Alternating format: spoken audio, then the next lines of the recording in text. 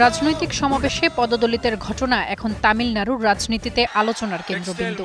তামিল সিনেমার জনপ্রিয় অভিনেতা বিজয় থালাপতির সমাবেশে পদদলিত হয়ে প্রাণ হারান অন্তত ৩৯ জন, আহত হয়েছেন প্রায় ১০০ জনের মতো।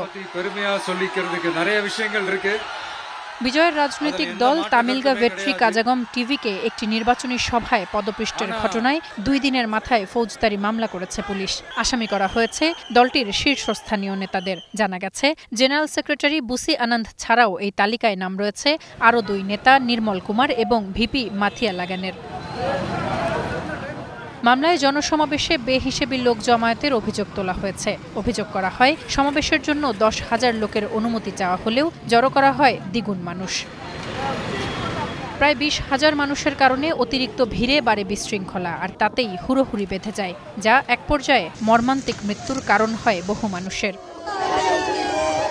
প্রত্যক্ষদর্শীরা জানান, সমাবেশে পর্যাপ্ত নিরাপত্তা ব্যবস্থা ছিল না, পুলিশের উপস্থিতিও ছিল একেবারে কম।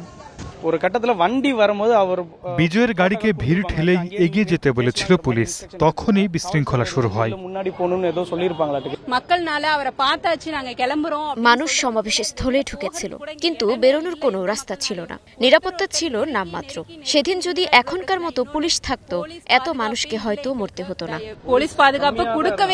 কোথায় কার দায় আছে তা নিয়ে কাজ করছে তদন্ত কমিটি। রাজ্য পুলিশের ডিজি ভেঙ্কটরামন দাবি করেছেন, বিজয় থালাপতি নির্ধারিত সময়ের চেয়ে দেরিতে সমাবেশে যোগ দেন। সময়টা প্রায় ৭ ঘন্টা। পুলিশের দাবি অনুযায়ী টিভিকে পার্টির তরফ থেকে বলা হয়েছিল দুপুর ১২টায় মঞ্চে হাজির হবেন বিজয় থালাপতি। সে কারণেই মানুষের ভিড় শুরু হয় সকাল ১১টা থেকেই। কিন্তু দিন গড়িয়ে সন্ধ্যা পার করেন বিজয় থালাপতি। উপস্থিত হন সন্ধ্যা ৭টা ৪০ মিনিটে। প্রচণ্ড গরম, অতিরিক্ত জনসমাগম, সাথে লোকজনের জন্য প্রয়োজনীয় খাবার এবং পানির সংকট পরিস্থিতিকে প্রকট করে তোলে। আবার দীর্ঘ অপেক্ষায় ধৈর্যহারা হন উপস্থিত মানুষ। সমাবেশে হতাহতের ঘটনায় দুঃখ প্রকাশ করেই থেমে থাকেননি হিরো থেকে রাজনীতিতে নামা বিজয় থালাপতি। যথাসম্ভব পাশে দাঁড়ানোর অঙ্গীকার করেছেন, দিয়েছেন সাহায্যের আশ্বাস। নিহতদের প্রতি পরিবারকে ২০ লাখ রুপি দেওয়ার ঘোষণা দিয়েছেন বিজয় থালাপতি। পাশে দাঁড়িয়েছেন রাজ্যের মুখ্যমন্ত্রী MK স্টালিনও। নিহতদের পরিবারকে ১০ লাখ রুপি করে ক্ষতিপূরণ দেবার কথা জানিয়েছেন তিনি।